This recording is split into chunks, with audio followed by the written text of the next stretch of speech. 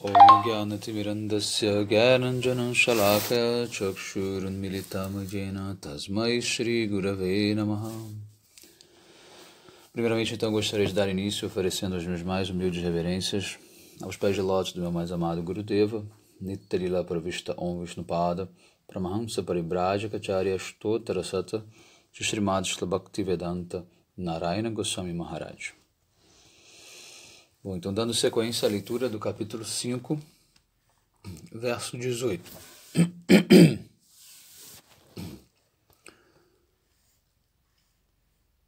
Quando a mente se torna completamente controlada e fixa na alma, livre de qualquer desejo por desfrute sensorial, neste momento é dito que a pessoa está conectada em yoga.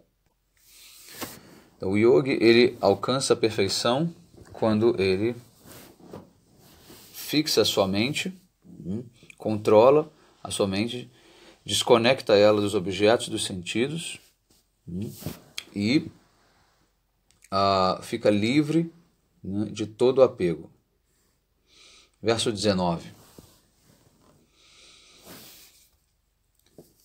Uma lamparina situada no local onde não há vento fica imóvel. Uma chama, que está no local onde não há vento, ela permanece imóvel. Então o yogi, que consegue controlar a sua mente através da comunhão com o seu eu, com a sua alma, ele deve estar sempre consciente desta metáfora. Ou seja, a mente de um yogi é comparada com essa chama que está no local onde não há vento. E ela simplesmente permanece imóvel, ereta, sem qualquer transformação pela influência externa. Versos de 20 a 25. Aqui no Gita eles juntam vários versos para facilitar a tradução. Então agora é a tradução dos versos 20 a 25. No estado de yoga chamado samadhi, a mente do yogi está controlada pela prática do yoga. Aqui yoga significa o processo de Astanga Yoga, o yoga de 8 partes. Ele fica desapegado dos objetos dos sentidos e está satisfeito, dentro de si. E assim, gradualmente, ele percebe a sua alma através da mente purificada. Nesse estágio, o yogi experimenta uma bem-aventurança eterna através da sua inteligência pura, que é transcendental aos seus sentidos. Estando assim estabelecido, ele nunca se desvia de sua forma intrínseca. E, ao alcançar esta bem-aventurança da alma, ele considera que não há nada melhor a ser obtido neste mundo. Quando situado nesta plataforma, ele não se perturba com absolutamente nada, nem mesmo as maiores das misérias pode perturbá-lo. Sabendo que esse estado de vazio, com qualquer contato da realidade dual, da felicidade mundana, ou da miséria, não o aflige de maneira nenhuma. Este yoga deve ser executado com muita paciência, abandonando completamente todos os seus desejos materiais, e com a mente controlada, os sentidos também controlados, o yogi deve seguir com determinação as instruções das escrituras e das personalidades santas. Ele deve fazer isso, ele deve fazer com que a sua inteligência resoluta e determinada gradualmente se torne desapegada e estabeleça a sua mente em conexão com a alma, sem pensar em nada mais. Bom, aqui no comentário, Srila Vishwanath Chakravarti Thakur, ele explica, né, do que se trata esse yoga. Ele diz que nesse caso o yoga está se referindo a samadhi, ou seja, há dois tipos de samadhi.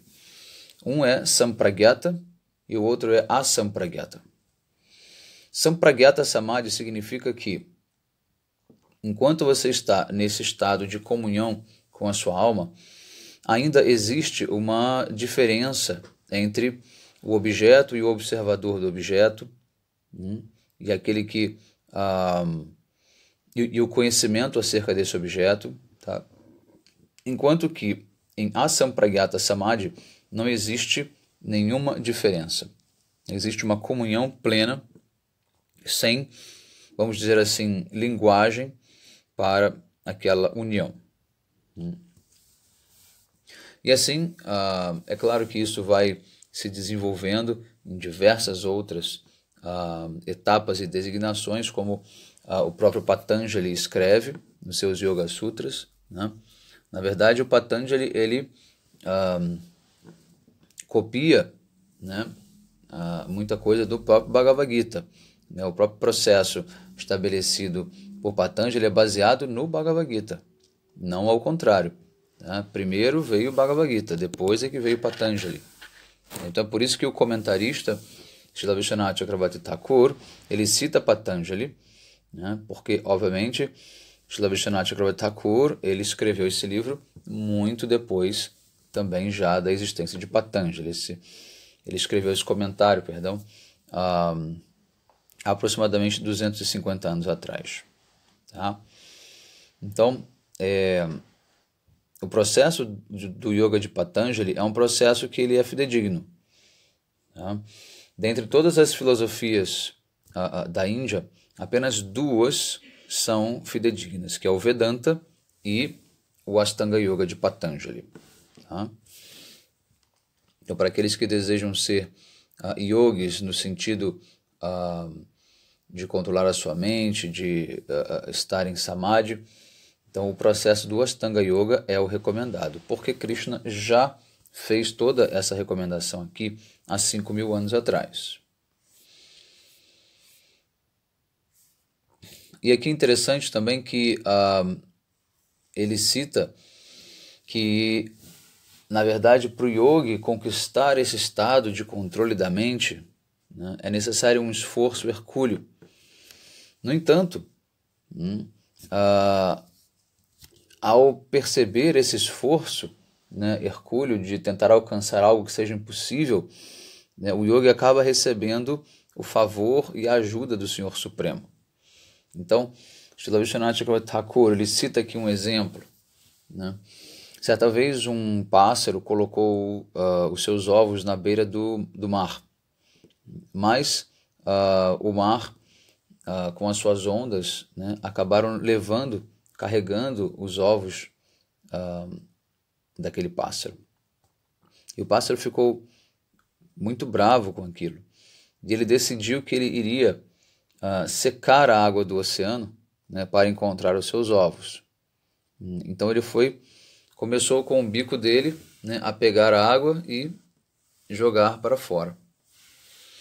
Os outros pássaros, vendo aquela situação, né, ficaram, vamos dizer assim, acharam aquilo impossível. E foram comentar com aquele pássaro: olha, você não vai ser capaz de secar esse oceano com um bico desse tamanho. Melhor você parar de fazer isso, não vai acontecer. Mas o pássaro estava determinado, ele disse: não, eu quero os meus ovos de volta e eu vou secar esse oceano. Passando por ali, o sábio Narada Muni, um grande devoto de Krishna, viu essa situação e, se sentindo, vamos dizer assim, comovido, né, pelo esforço daquele pássaro, ele decidiu ajudá-lo. Então ele disse: bom, já que você não desiste, né, da sua meta, eu vou então pedir a ajuda de Garuda. Garuda é a grande águia, né, que é o carregador, é o veículo de Vishnu, que é também um pássaro vamos dizer assim, divino. Então ele chamou Garuda e disse para Garuda, olha, tem ali aquele pássaro que é da mesma classe, né, que você, e ele precisa da sua ajuda. Ele precisa encontrar os ovos dele que foram levados pelo oceano. Então Garuda veio e começou a bater as suas asas gigantescas, né, tentando secar o oceano. Né, e o poder de Garuda, claro, é um poder divino, então as águas começaram a secar, a evaporar. E então, sentindo, né, essa ameaça, o oceano imediatamente devolveu os ovos daquele pássaro. Então, com esse exemplo, nós podemos compreender que, apesar de estarmos fazendo fazendo um esforço, extremamente, vamos dizer, um esforço extremo, né, para conquistar algo que talvez seja impossível, ainda assim, percebendo a nossa determinação em tentar controlar a nossa própria mente, né, Krishna, ele vai dar a sua misericórdia e ele vai nos ajudar. Então, com um empurrãozinho de Krishna, tudo é possível. Ou seja, conquistar a mente é a mesma coisa que tentar secar o oceano, de pouquinho em pouquinho, de gota em gota. Nós sabemos que isso é impossível.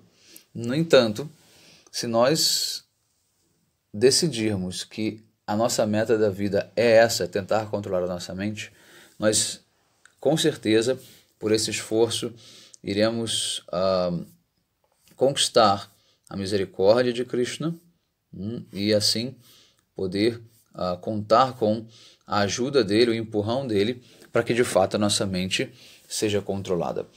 Na nossa filosofia existem dois conceitos muito importantes, né, que significa esforço e misericórdia. Né? Enquanto Krishna ele estava aqui na Terra fazendo seus passatempos como um ser humano normal, houve uma ocasião em que a mãe dele, Yashoda, tentou amarrá-lo, né, com uma corda, porque ele estava fazendo muita bagunça. Então ela estava tentando amarrá-lo de todas as formas, mas ela não conseguia. Né? Quando ela pegava a corda para passar ao redor da barriga dele, né, a corda sempre ficava curta, 2 dedos. E ela trazia mais corda, e ainda assim faltavam 2 dedos para amarrar Krishna.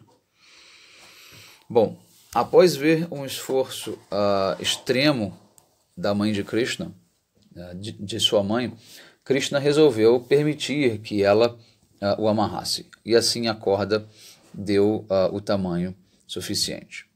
Então, o que significam esses 2 dedos que estavam sempre faltando? Um dedo é o esforço e o outro é a misericórdia.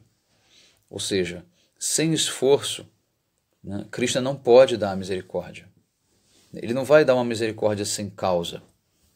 Ele não vai simplesmente te oferecer algo pelo qual você não está de fato determinado a conquistar, custe o que custar. E mas ao mesmo tempo, não é pelo seu próprio esforço que você também conquistará, né, esse objetivo, porque isso também depende do desejo de Krishna. Isso também depende da misericórdia dele. Então, primeiro nós devemos nos esforçar ao máximo, depois esperar pela misericórdia de Krishna. Esses 2 fatores combinados, né, vão resultar no nosso sucesso. Verso 26. Para qualquer direção que a mente agitada possa caminhar, existem vários objetos dos sentidos, mas isso deve ser evitado e devemos trazer a mente de volta para a conexão da alma. Verso 27. Este yogi calmo yogi, que vê tudo em conexão com o Senhor Supremo e está livre das dualidades, né, como os apegos, a aversão né, e também do modo da paixão, ele alcança a bem-aventurança suprema na forma da autorrealização. 28. Sendo assim, pela sua prática contínua, este yogi, que não comete nenhum pecado, gradualmente mantém-se fixo em yoga, e facilmente ele alcança essa bem-aventurança suprema na forma da realização de Brahma, ficando completamente liberado da existência material, mesmo enquanto ainda está presente no corpo material. Então, mesmo os yogas que ainda estão corporificados ou encarnados, né, já podem ter alcançado a liberação e só estão apenas esperando o momento certo de deixarem este mundo numa conjuntura astrológica propícia. Tá? Existem, vamos dizer assim, portais que se abrem devido a certas conjunturas astrológicas, e nestes momentos auspiciosos, os yogis eles abandonam o seu corpo. Eles podem controlar, né, os seus ares vitais. Eles decidem quando eles querem, de fato, sair do corpo. Então não é aleatória essa saída, ela tem um momento específico, tem um momento certo. Né? Nós precisamos entender que o mundo material ele é feito de dualidades, ou seja, ele tem o bem e o mal. Então, é como se fosse uma engrenagem girando, né? E essa engrenagem ela vai dando combinações que são boas e combinações que são ruins. Né? Então, a pessoa que tem o conhecimento transcendental, ela espera pelas combinações boas para agir, e assim a sua ação ela tem um efeito sempre positivo, sempre de harmonia. Enquanto que as pessoas sem conhecimento, às vezes agem em combinações que são negativas e por isso o resultado é negativo. E aqueles que têm a consciência do mal agem exatamente nesses momentos de combinações negativas para obter um resultado maléfico, né, para alguém ou para si mesmo. Então, entendendo a engrenagem da natureza, as pessoas usam, né, esses portais tanto para o bem quanto para o mal. Esse é o processo do mundo material. Verso 29. Aquele que está absorto em yoga percebe todos os seres humanos, todos os seres vivos, de maneira equânime. E ele vê a alma, né, de todos os seres vivos. E ele vê todos os seres vivos situados na alma. Essa alma aqui, no caso, com A maiúsculo, que significa o Senhor Supremo. Ou seja, ele vê que o Senhor Supremo está dentro de todos e todos estão dentro do Senhor Supremo. Verso 30. É um verso famoso também, que diz: Yomam pashati sarvatra sarvam chamai pashyati tasyaham na pranashyami satyame na pranashyati. Para uma pessoa, né, ou para o yogi, que me vê, Krishna diz, né, dentro de todos os seres, e vê todos os seres dentro de mim, eu nunca estou fora da sua visão, e nem ele está fora da minha. Então, o yogi deve perceber que Krishna ele é onipresente, está dentro de todos e tudo, e ao mesmo tempo tudo e todos estão dentro de Krishna, dentro do grande corpo universal de Krishna. Para aquele que sabe disso, eu nunca estou fora da sua visão, ou seja, ele me vê em todas as partes, e ao mesmo tempo ele também nunca está fora da minha visão. Ou seja, Krishna percebe, né, e sabe quem é aquele yogi que sempre o vê. Ou seja, Krishna tem um olhar especial, né, por esse yogi. Verso 31. O yogi que me adora e com a sua inteligência unidirecionada, né, sem nenhum tipo de dualidade, né, que está livre, né, da compreensão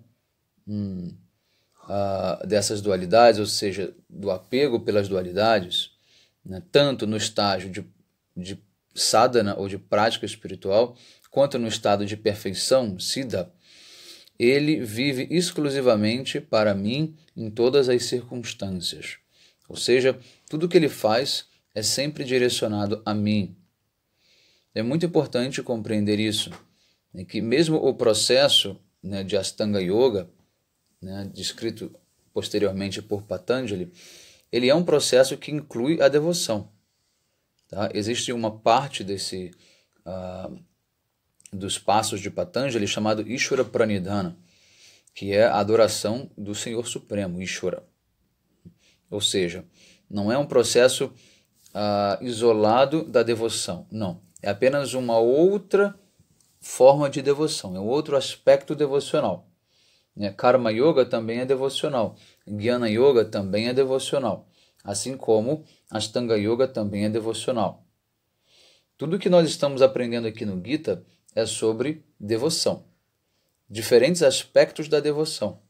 Só que muitas pessoas, quando não têm uma orientação adequada na leitura do Gita, acham que Karma Yoga é diferente de Bhakti Yoga em todos os sentidos, que Jnana Yoga também é diferente de Bhakti Yoga em todos os sentidos, que eles são opções distintas. Na verdade, não. Na verdade, o que o Gita quer apresentar, o que Krishna quer dizer é que só há um processo, e esse processo é o processo de Bhakti Yoga. Só há uma forma de você obter sucesso, é se relacionando e servindo ao Senhor Supremo. Só que existem níveis deste serviço. Quando a pessoa não consegue se render completamente, ela vai fazer Karma Yoga, né? Ou então ela vai fazer Jnana Yoga. Mas são processos que querem levar você para Bhakti Yoga, e dentro de Bhakti Yoga, ainda assim existem uma série de outros níveis, né? Cada vez mais refinados, mais puros, né? Com o objetivo exclusivo, né? De se absorver neste serviço ao Senhor Supremo.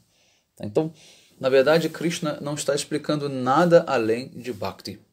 Só que ele explica apenas os diferentes níveis de se fazer Bhakti, de acordo com a capacidade de cada devoto, correto? Ou de cada pessoa.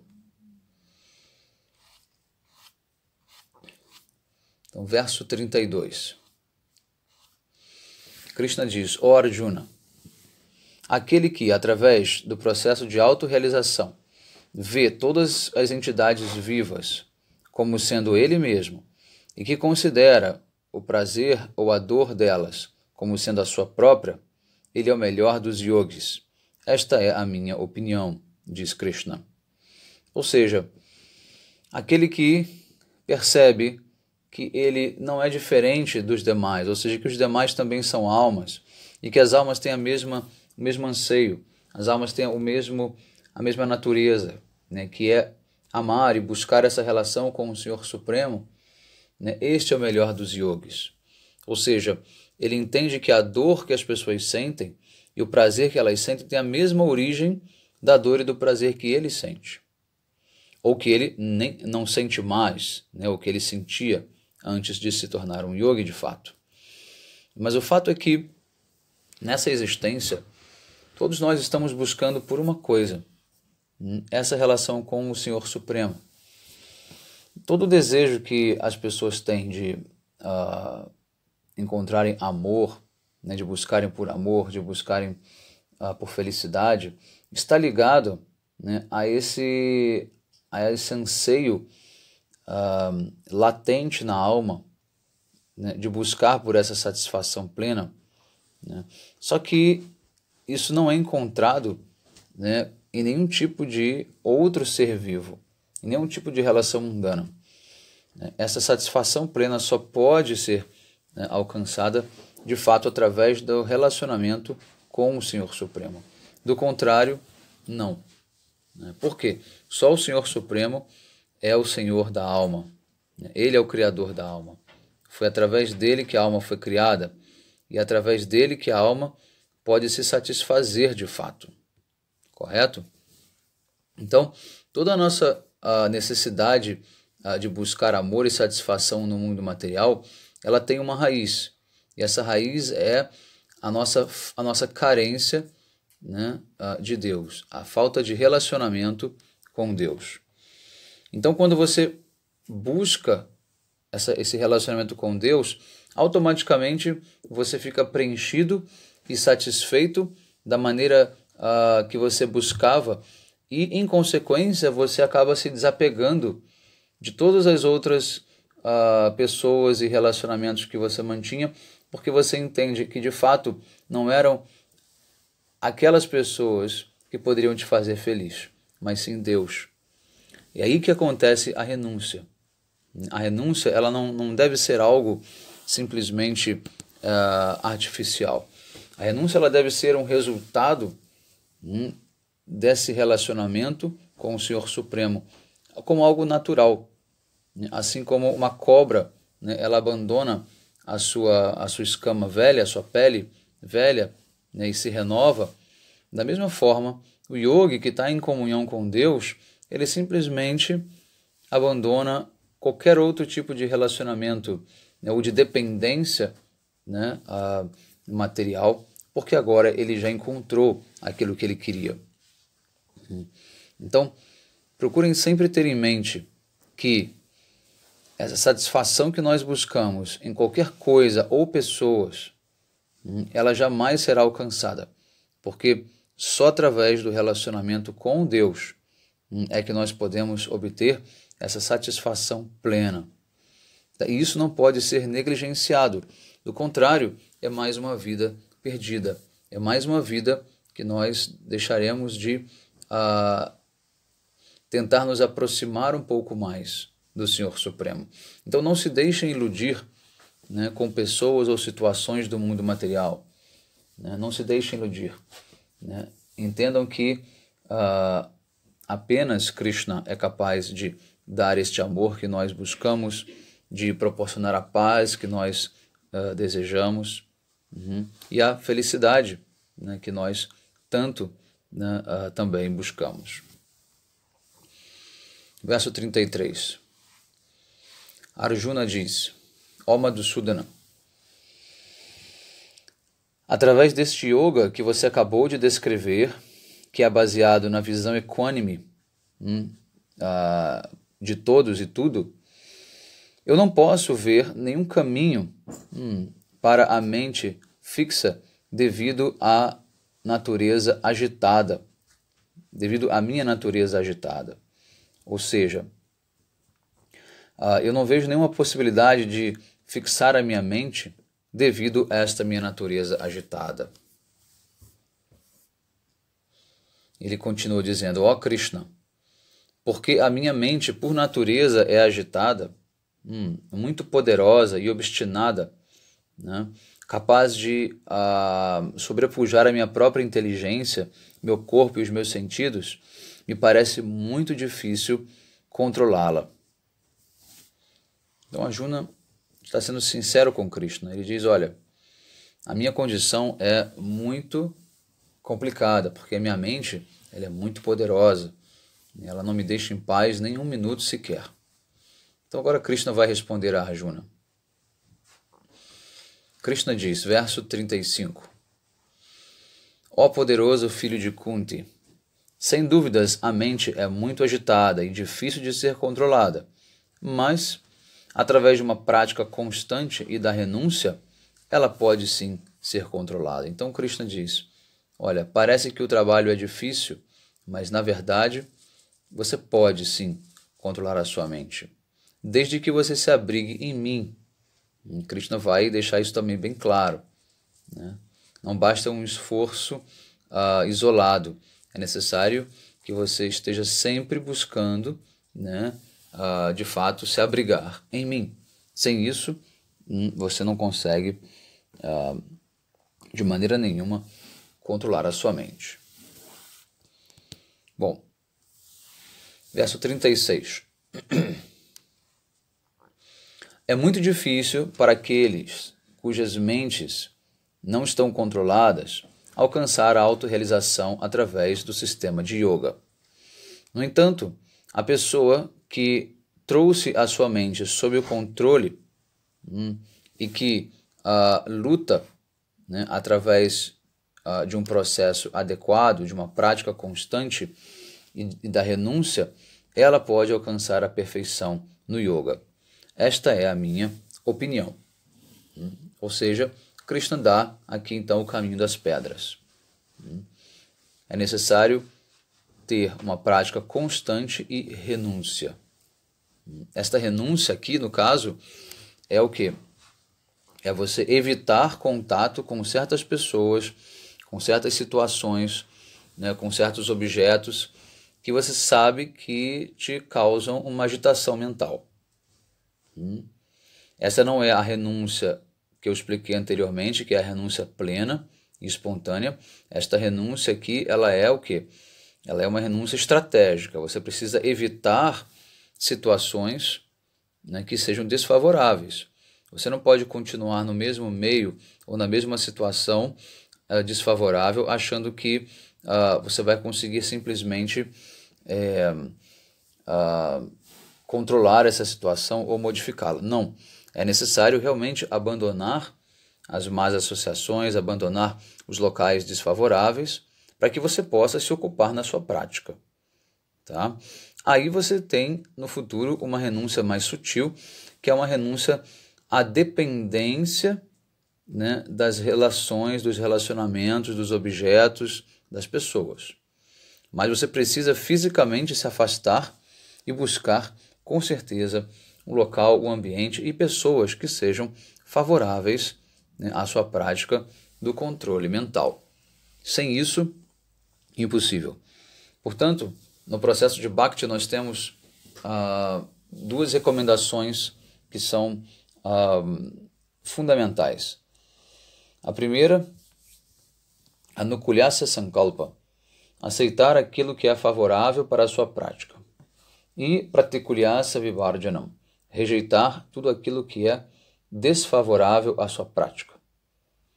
Se você não tomar essas duas providências logo de cara, fica praticamente impossível você conseguir prosperar, né, e levar adiante a sua prática espiritual. Correto? Então a gente vai encerrar, nosso tempo terminou. Desejo a todos, então, que tenham um excelente dia e fiquem em paz. Hare Krishna.